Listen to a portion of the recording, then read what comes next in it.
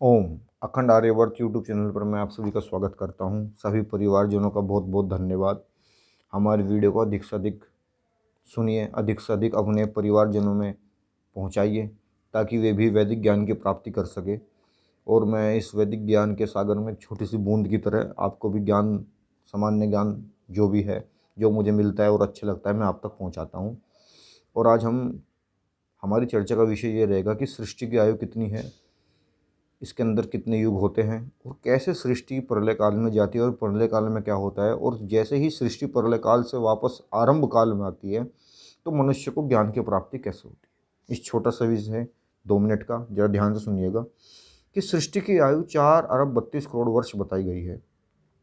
NASA ने यही गणना 4 अरब 28 करोड़ वर्ष निकाली है, लेकिन फिर भी मुझे अपनी वैदिक गणना पर अधिक विश्वास है। हमारी सृष्टि के अंदर 4 युग बताए गए हैं, जिसमें सतयुग जिसकी आयु 17,18,000 वर्ष बताई गई है।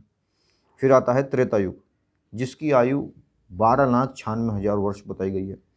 फिर आता है द्वापर युग जिसकी आयु 8,64,000 वर्ष बताई गई है। और फिर सबसे छोटा युग आता है जिसमें हम हैं इस समय, कलयुग, जिसकी आयु मात्र 4,32,000 वर्ष है।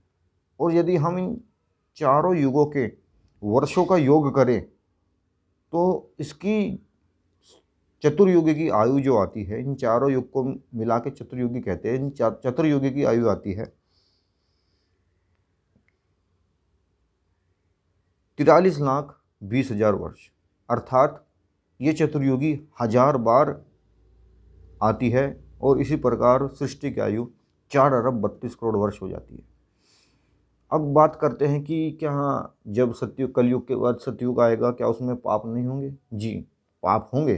पाप, धर्म और अधर्म सभी युगों में चलता है, कम और ज़्यादा, मात्र ये अंतर है। लेकिन सतयुग का अर्थ ये नहीं है कि उसमें बिल्कुल पाप कर्म होंगे ही नहीं, होंगे लेकिन कम, बहुत ही कम होंगे, तो उनकी चर्चा नहीं होगी। अब बात करते हैं कि सृष्टि का जो काल है, जब सृष्टि अंत में होती है, या जो अपना उसका जो कहते हैं, जो उसका काल है, जब सृष्टि बिल्कुल विलीन हो जाती है जीव जंतुओं से, जिसकी आयु भी 4 अरब 32 करोड़ वर्ष है, उसमें क्या होता है? उसमें ऐसा बताया गया है कि जो व्यक्ति, जो श्रेष्ठ व्यक्ति रहे हैं, जिनकी आत्मा मोक्ष को प्राप्त कर चुकी है, वे 9 नील वर्षों तक मोक्ष में रहती है, अर्थात आनंद में रहती है। और 9 नील जो संख्या है, ये मैंने सुनी है एक बार, कोई वैदिक विद्वान से सुनी है। कितनी है वो अगर आपको अच्छे से पता है तो प्लीज़ कमेंट में लिख दीजिएगा। कि अरब के बाद, करोड़ों के बाद अरब आता है, खरब आता है, खरब के बाद शंख आता है, शंख के बाद कहीं प्रकाश आता है, प्रकाश के बाद नील आता है। ऐसा सुना है मैंने कि 9 नील वर्षों तक, यानी ना जाने कितनी बार सृष्टि का आरंभ होगा, कितनी बार अंत होगा। लेकिन जो सृष्टि का अंत काल है, उसमें क्या होता है? सृष्टि के अंत काल में जो आत्माएं मोक्ष को प्राप्त नहीं होती, वे थोड़ी चेतना में रहती है, अर्थात बेहोश की अवस्था में रहती है। लेकिन जब सृष्टि का आरंभ होने लगता है, जो हम अप्रैल जो महीना बनाते हैं, कहते हैं इसी काल से सृष्टि का आरंभ हुआ, इसी काल से ईश्वर ने बहुत सारे कणों को मिलाकर, वीर्य पदार्थ को मिलाकर अनेक अनेक जीव जंतु को पैदा किया, जिसमें एक मनुष्य भी था। लेकिन मनुष्य और सब जीव जंतु के